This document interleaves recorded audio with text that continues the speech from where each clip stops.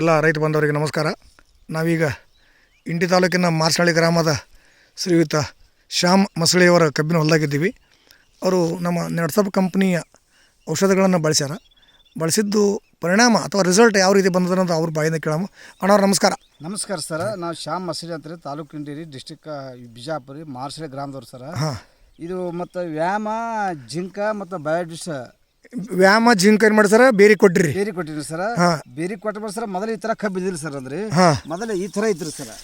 ಹಿಂಗೆ ಏನೋ ಸಣ್ಣ ಇದ್ರಿ ಸರ್. ಈಗೆಲ್ಲ ಏನು ಮಾಡ್ತಾವೆ ಸರ್, ಇಷ್ಟು ಗಾಡಿ ಹೊಡೆದ ಸರ್, ಎಲ್ಲ ಒಂದೇ ಥರ ಬೆಳವಣಿಗೆ ಕಾಯ್ಬಿಟ್ಟವು ಸರ್. ಎಷ್ಟು ಗಾಡಿ ಹೊಡೆಸಪ್ಪ ತೋರಿಸ್ರಿ ನೋಡಮ್ರಿ ಸರ್. 1 2 3 4 5 6 7 8 9 10 11 12 13 14 15 16 17 18 19 20 21 22 23 24 25 26 27 28 29 30 38 ಗಾಡಿ ಥರ ಹೊಡೆದಾರ ಸರ್. 38 ಗಡ್ಡಿ ಹೊಡೆದದ ಈಗ. ಕೇವಲ ಒಂದು ಕಣ್ಣಿನ ಕೇವಲ ಜಿಂಕ ಮತ್ತು ವ್ಯಾಮ್ ಏನು ಮಾಡ್ರಿ, ನೀರಾಗ ಕೊಟ್ಟಿರಿ. ನೀರಾಗ ಕೊಟ್ಟ ಬಳಕ ಇನ್ನು ಮ್ಯಾಗ ಏನು ಸಿಂಪಡಣೆ ಸ್ಪ್ರೇ ಮಾಡಿರಿ ಸರ್? ಅವು ಸ್ಟಿಮ್ರಿಚೆ ಮತ್ತು ಬೈ99 ಸ್ಪ್ರೇ ಮಾಡಿರಿ. ಸ್ಪ್ರೇ ಮಾಡಿರಿ ಸರ್. ನೀರು ಏನು ನೀವು ಸ್ಪ್ರೇ ಮಾಡಿದ ಬಳಕ ಏನು ಬದಲಾವಣೆ ಆಗ ಸರ್?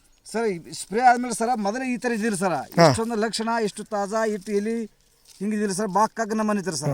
ಬಿಸಿಲು ಇದ್ರೂ ಏನಪ್ಪ ಅಂತಂದ್ರೆ ಭೂಮಿ ಬೆಳಿ ತಾಜಾ ಅದ. ತಾಜಾ ಅದ ಸರ್. ಭೂಮಿ ಒಳಗ್ರಿ ಗೊಬ್ಬರ ಹಾಕೋದ್ರಿಂದ ಭೂಮಿ ಕಟ್ಟಿ ಐತಿದ್ರಿ ಸರ್. ಈಗ ಒಳ್ಳೆ ತೇವಾಂಶ ಮತ್ತು ಭೂಮಿ ಮೃದುವಾಗ್ಯದ್ರಿ ಸರ್. ಒಳ್ಳೆ ಫಲವತ್ತಾದಂಥ ಭೂಮಿ ಶಕ್ತಿ ಕೊಡೋಂಥ ಶಕ್ತಿ ಇದ್ರಾಗ ಅದಂತ ನಮ್ಗೆ ಅನಿಸಿದ್ರಿ ಸರ್. ಸುತ್ತಮುತ್ತ ರೈತರಿಗೆ ಇದ್ರ ಬಗ್ಗೆ ಮಾಹಿತಿ ಕೊಟ್ಟಿರಿ ನೀವು? ಮಾಹಿತಿ ಕೊಟ್ಟಿದ್ದೀರಿ ಸರ್. ಈಗಾಗಲೇ ನಾ ಇಲ್ಲಿ ಎಲ್ಲ ನಮ್ಮ ಮಾರ್ಚ್ ಒಳಗೆ ಒಂದು ಏನಿಲ್ಲಪ್ಪ ಒಂದು 15-20 ರೈತರಿಗೆಲ್ಲ ಹೇಳಿದೇವ್ರಿ ಸರ್. ಈ ಸರ್ ಕಡೆಯಿಂದ ನಮ್ಗೆ ಗೊತ್ತಿದ್ರಿ ಸರ್. ಸರ್ ಕಡೆಯಿಂದ ಇಲ್ಲೇ ಲೋಕಲ್ದವರು ಆಮೇಲೆ ಜತ್ತಿ ಸರ್ ಅಂತ ನಮ್ಗೆ ಒಬ್ರು ಬೇರೆ ಭಾಷೆನ ಹೇಳಿದ್ರು ಸರ್. ಅವ್ರ ಮುಖಾಂತರ ತೋಡಿ ಈಗೆಲ್ಲ ಈಗಾಗಲೇ ಅವ್ರ ಅನಿಸಿಕೆ ಪ್ರಕಾರ ಮಾಡ್ಕತ್ತಿದ್ವಿ ಸರ್. ಒಳ್ಳೆ ಫಲವತ್ತಾದಂಥ ಭೂಮಿ ಸಿಗಲಾಗ್ತದೆ ಸರ್. ಒಳ್ಳೆ ಒಂದು ಲಕ್ಷಣವಾದಂಥ ಹೊಲ ತುಂಬ ಬೆಳೆ ಹಿಂಗೆ ಅದೇನು ಸರ್?